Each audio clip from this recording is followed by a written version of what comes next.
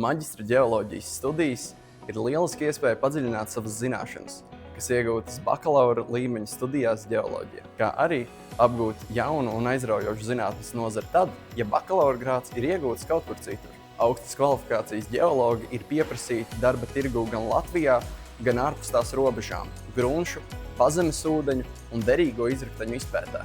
Pēdējos gados Latvijā ģeoloģijas jomā strauji attīstās zinātniskie pētījumi, kā piemēram Devona perioda dzīvnieku un augu atlieku izpēte, kā arī tā laika apstākļu rekonstrukcijas. Pētījumos par ezeriem un purviem, kuri ir unikāli cilvēka, klimata un vides miedarbības liecinieki, zemes seklo un dziļo slāņu ģeofizikālā izpēte.